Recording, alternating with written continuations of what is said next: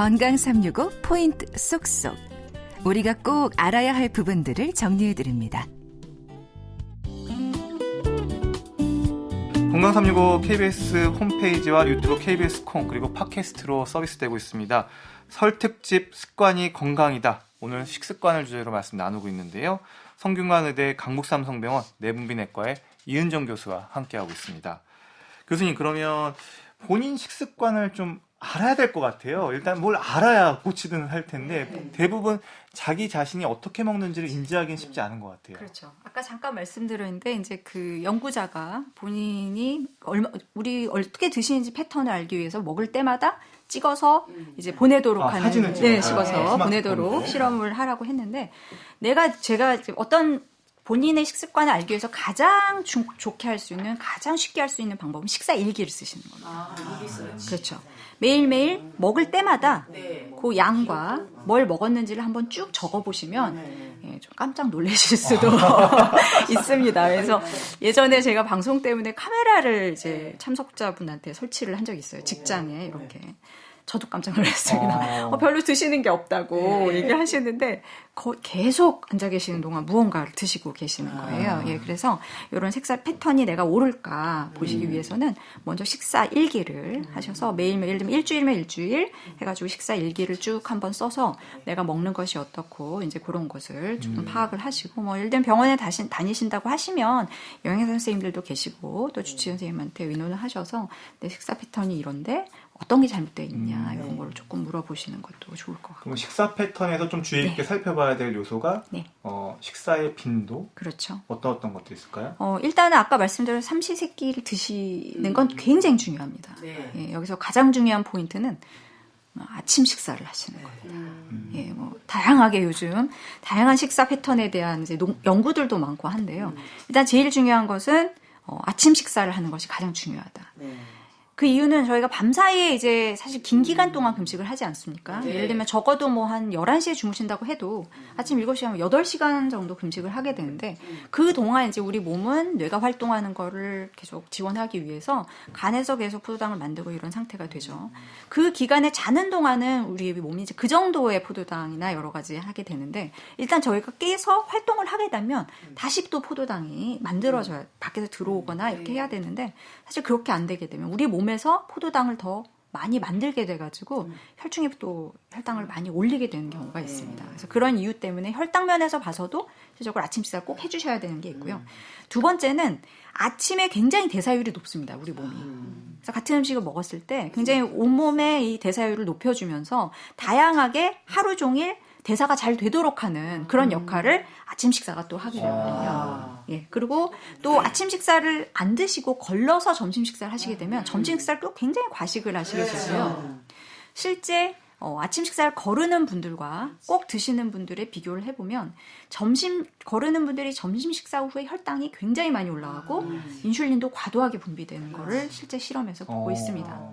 이런 것들이 결국은 당뇨 위험도도 높이고요. 당뇨 환자들 같은 경우는 훨씬 더 당의 조절도 안 되게 되고 이제 그런 영향이 있거든요. 그래서 어떤 패턴 면에서 봤을 때도 아침 식사 꼭 드시고요. 우리 몸이 사실 하루에 먹어야 될 칼로리는 어떤 시계나 아니면 어떤 그런 패턴을 저희 몸이 갖고 있습니다. 그렇기 때문에 하루에 먹어야 되는 칼로리나 양이라고 하는 게 일정 좀 정해져 있다고 보거든요. 그럼 아침 식사를 하고 해줘야지 밤늦게까지 그게 계속되지 않아요. 예를 들면 첫 끼를 점심에 드시게 되면은 그 하루에 먹어야 되는 칼로리가 굉장히 밤늦게까지 드시는 식단으로 이어질 수가 있습니다. 그렇죠. 그렇기 때문에 꼭 아침 식사를 하셔야지 점심 아주 밤늦게까지 무언가를. 그래서 이제 아침 식사 안 드셨던 분들이 제 얘기를 들으시고 한번 해보시면 아침 식사를 드시는 것만으로도 밤늦게 돼가지고 자꾸 뭘 먹게 되는 습관은 아마 없어질 수 있을 겁니다. 그러면 이제 식사 일기를 통해서 삼시세끼를 하는지 그거보다 초과가 되는지 그리고 아침 식사를 꼭 하는지를 좀 챙겨보시면 좋을 것 같고요. 이렇게 이야기가 나온 김에 또 궁금증이 있습니다. 요즘에 얼마 전에도 간헐적 단식이 오래 살게 한다 이런 연구가 발표돼서 간헐적 단식에 대한 관심이 다시 높아졌는데요. 그 얘기에 비춰보면 좀 안 맞는 것 같기도 하고 간헐적 단식은 어떻게 보는 게 좋을까요? 간헐적 단식이라는 게 사실 정의가 굉장히 다양하게 지금 이제 나오고 있거든요. 어떤 분들은 이제 어떻게까지 하시냐면 이제 이틀을 뭐 보니까 뭐 계속 굶고 이틀을 그리고 굶고요? 예, 이틀을 굶고 이제 그렇게 하면 체중 좀 빠지고 뭐 약간 디톡스라고 얘기하죠. 뭐 독소가 빠져 나간다 해서 굉장히 가볍다 이제 이런 의미로 그렇게 주기적으로 하시는 분들이 이제 TV나 이런 데 나오시는 분들도 많으시고 일반 분들 굉장히 거기에 대해서 궁금하세요. 그래서 이런 간헐적 단식과 이제 조금 시간을 제한해서 하는 그 단식에 약간 그런 어떤 차이가 있는데 사실 어떤 부분에 있어서는 간헐적 단식이라고 하는 게 하루를 봐서 했을 때는 우리가 예를 들면 하루 중에 12시간은 먹고 뭐 12시간은 안 먹고 네, 이렇게 예를 들면 아침 7시에 첫 끼를 먹고 저녁 7시 안에 다 먹을 그럼 12시간은 먹고 12시간 동안은 사실 단식을 하는 거나 마찬가지거든요. 이제 그런 패턴으로 봤을 때는 이 간헐적 단식이라고 하는 게 일종의 시간 제한 다이어트라고 조금 의미가 좀 비슷하게 하는데 그런 면에서 좋을 것 같습니다. 그렇지만 이제 사실 아까 말씀드린 대로 어떤 의미에서는 너무 과식을 많이 하시는데 일정 기간을 조금 하루 정도 이렇게 속을 비워준다. 내지는 조금 과도한 에너지를 좀 덜 하면서 뭔가 체중도 좀 빠지고 지방도 빠지고 이러면서 좋을 수 있다. 이렇게 생각할 수는 있는데요. 그게 너무 과도하게 가거나 반복됐을 경우에 우려가 되는 부분은 우리가 단식이 자꾸 계속이 되게 되면은 우리 몸의 유전자는 우리 몸에 시계가 있거든요. 근데 이제 그 시계를 조금 이제 깨뜨리면서 안 드시게 되면은 우리 몸의 유전자가 보통 저장하는 유전자 쪽으로 자꾸 가게 되는 거죠. 이제 우리 몸이 밖에서 이제 뭐 에너지 안 들어오니까 우리 몸이 이제 생존을 해야 되기 때문에 더 안 들어올 때를 대비해서 자꾸만 저장하라는 쪽으로 가고 소모를 하는 쪽으로 안 가게 되는 거죠. 예, 그래서 사실은 이제 아까 말씀드린 간헐적 단식이나 사실 뭐 시간 제한 다이어트란 개념도 약간 조금 헷갈릴 수가 있긴 하지만 어떤 면에서는 이제 밤늦게 드시는 것은 안 하겠다. 예, 그러니까 낮에 깨 있는 동안에 그게 원래 저희의 식사 패턴이거든요. 그런 면에서 이제 나는 12시간 금식, 뭐 12시간 식사 이렇게 하겠다 하는 거는 좋은데 막 과도하게 뭐 계속 뭐 주기적으로 하루씩 굶고 이틀씩 굶고 이런 식으로 해서 체중을 빼실지언정 다음에 그게 원래 다이어트로 돌아가시게 되면은 다시 체중은 또 올라가게 되거든요. 그래서 그런 면에서 볼 때는 저는 개인적으로는 간헐적 단식 뭐 논란은 많지만 그렇게 이렇게 좀 장기적으로 긴 시간을 주기적으로 하는 거는 저는 조금 안 권해드리고 싶고요.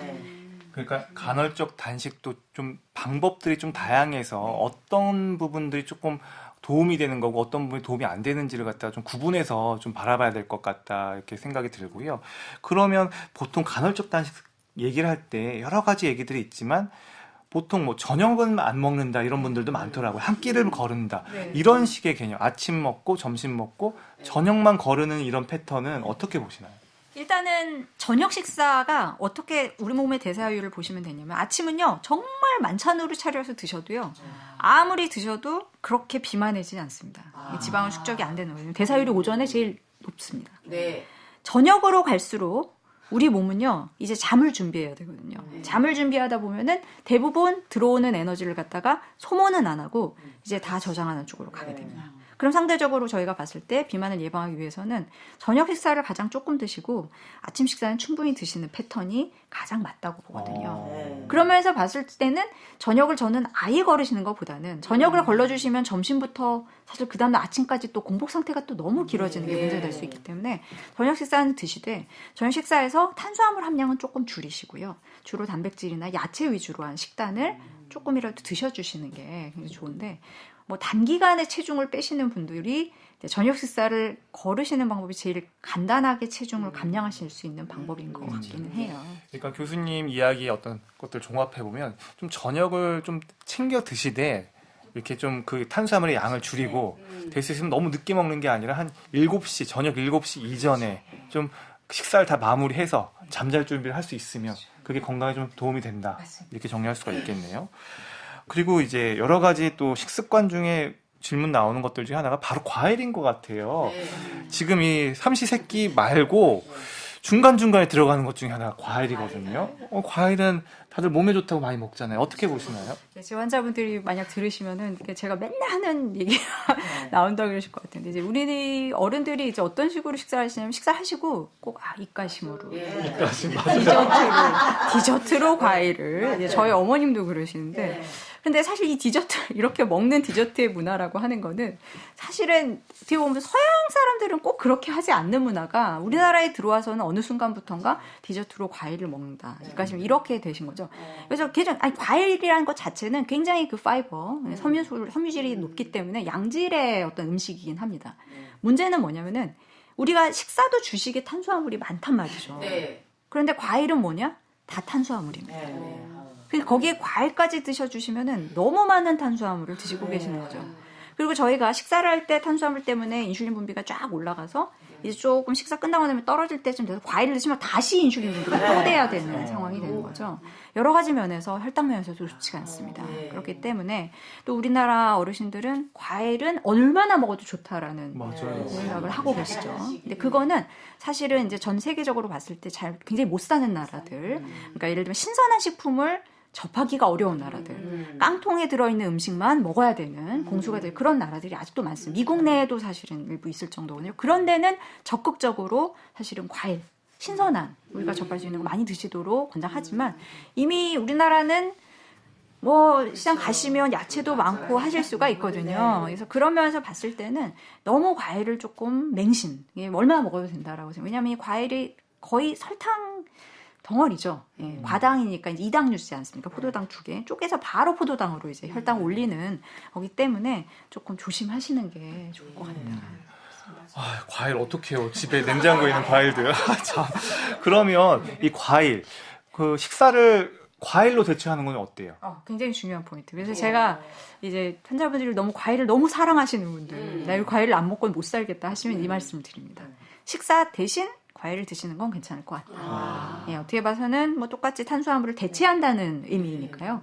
정말 나는 과일을 먹어야겠다. 그러면은 식사 내가 점심을 안 먹고 과일을 일부 이렇게 먹겠다. 또는 이제 근데 아침에는 이제 조금 신과일들 드시면 위산이 조금 많이 나와서 혹시 그럴지 모르니 조심하게.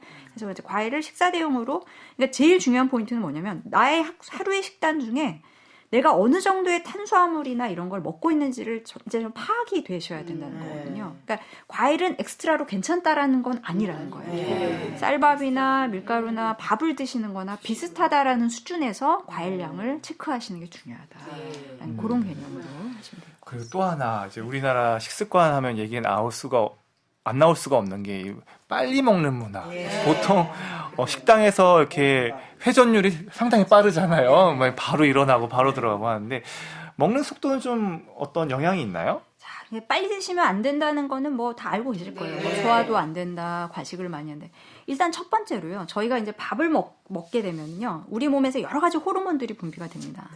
대표적으로 이제 저희가 밥을 먹게 되면은 혈당을 떨어뜨리기 위해서 인슐린이라는 호르몬이 분비가 되고요. 또 한 가지는 이제 뇌에서는 먹을 게 들어오네? 그러면 이제 서서히 포만감을 느끼게 해주는 그런 호르몬들이 뇌에서 많이 나오게 됩니다. 그럼 저희가 천천히 먹는 것과 빠르게 먹는 게 어떤 차이가 있느냐? 너무 빨리 먹게 되면요. 급격히 음식이 이제 내려가면서 실제적으로 조금은 포만감을 느껴줄 수 있게끔 장에서 시그널을 보내줄 수 있는 그런 호르몬들이 나올 수 있는 시간을 벌어주지를 않아요. 슉 내려가서 그냥 인슐린만 쫙 분비되게끔 해가지고 혈당. 근데 인슐린이 너무 과도하게 분비되는 것도 사실은 비만하고 연관이 있거든요. 그리고 식후에 혈당도 갑자기 또 확 떨어지게 하는 그런 게 있기 때문에 여러 가지 면에서 안 좋고 아까 말씀드린 대로 우리가 식욕을 좀 억제시켜주는 포만감에 오게끔 하는 그런 호르몬들의 분비를 좀 안 나오게 하기 때문에 더 많이 드시게 됩니다. 계속 더. 그래서 아마 실험을 해보시면 많이 씹어야 되는 음식들 위주로 천천히 식사를 하시게 되면 많은 양을 먹게 되지 않습니다. 그래서 이제 사실 대표적인 게 쌀과 현미밥이나 이런 잡곡밥의 차이입니다. 현미밥이나 잡곡밥은 씹어야 되기 때문에 후루룩 넘기지를 못해요. 많이 못 먹습니다. 대신 쌀밥이나 예를 들면 면 종류 후루룩 넘기고 얼마나 좋아요. 금세 다 먹게 되고 그런데 또 배는 훨씬 더 빨리 고프게 되는 그런 게 갖고 있거든요. 그래서 그런 면에서 봤을 때 여러 가지 호르몬의 관계나 우리가 포만하게 돼서 많이 안 먹게 되는 면에 있어서도 이제 식습관은 좀 천천히 하시는 게 여러분 저희가 씹는 걸 많이 할수록 이제 어린아이들 같은 경우도 많이 뇌 발달이 되고요. 저희가 어떤 인지나 이런 거 있어서 많이 씹는 것을 하는 것이 도움이 되기 때문에 천천히 많이 씹어서 드시는 게 좋을 것 같습니다. 건강365 설 특집 습관이 건강이다. 오늘은 식습관에 대한 말씀 듣고 있습니다.